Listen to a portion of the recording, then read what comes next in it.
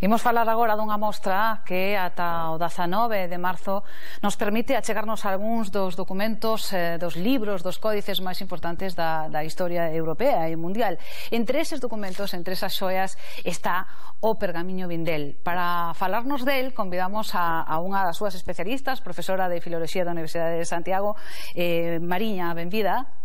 Hola, boa tarde. Moi ben, moitas gracias. Sei que a maiores da exposición do Pergamiño que nos trouxeches, que temos que aquí sobre a mesa unha copia deste libro que coordinaches e no que tamén participaches, hai unha conferencia titulada O enigma desvelado, o Pergamiño Vindel. E a pregunta é, está todo desvelado do Pergamiño Vindel? Case todo. Imos deixalo aí no case para seguir mantendo un poquinho o enigma e para que todos vaiades correndo ler o libro. Así...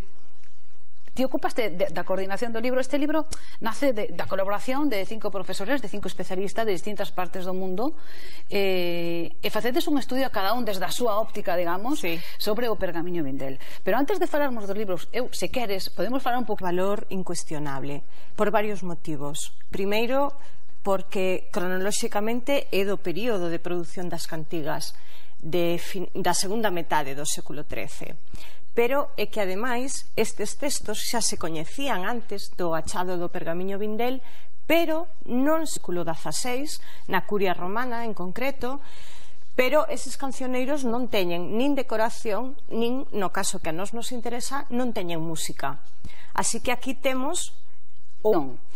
Sí, obviamente a investigación tanto desde o punto de vista textual, bueno, eu son filóloga, así que digamos que dentro do que cae no meu ámbito de traballo, desde a descripción puramente material deste pergamiño como soporte sobre o que se escribe, sí, os textos, e se rubrica, como podedes ver aí, pois as maiúsculas en distintas cores, os pentagramas italianos, cuestións de métrica, é dicir que nos dá moitísimo xogo este manuscrito que, como digo, é unha xoia única.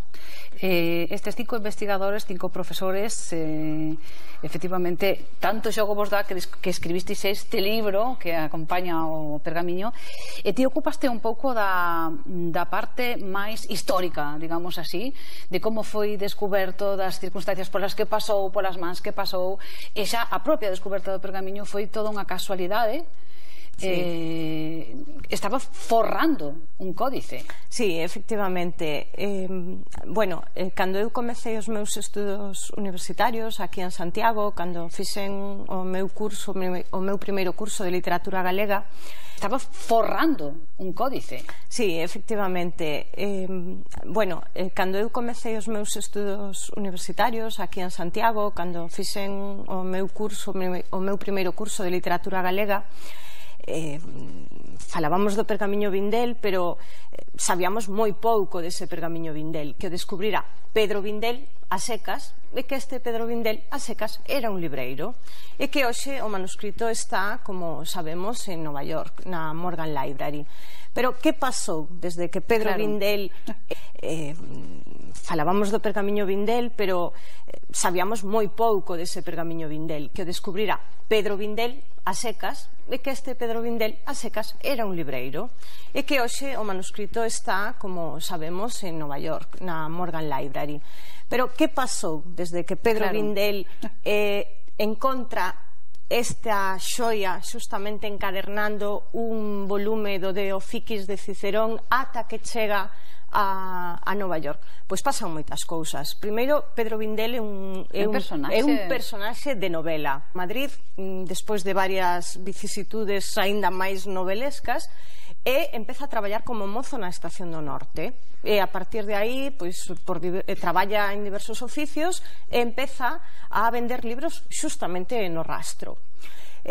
Todos os libros da época, os xornais, obviamente... Pero él quería que quedase en España. Sí, él quería que quedase en España. Él publica ese libro en 1915 con esa intención de difundilo, de darlo a coñecer, porque é un home que non podemos esquecer que está vendendo libros e que ten contacto cos libreiros máis importantes da Europa do momento e de América. É de orixe española, pero que naquel momento estaba afincado en Suecia, a Rafael Mitjana, que era ademais... Despois de pasar por varias subastas, pasar por as mans deste home, acaba, como decías ti, en Nova York.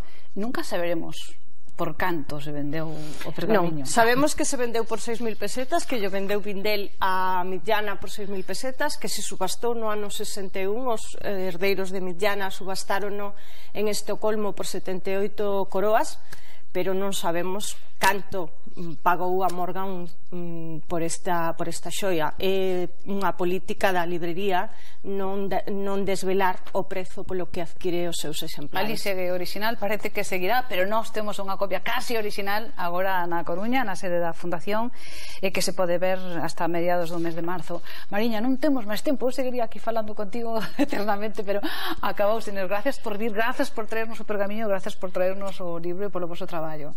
Nada, grazas a vos, para cando queirades aprofundar un poquinho máis, estou a voso dispor. Moitas gracias a vos. Gracias a ti. Nos seguimos e ímonos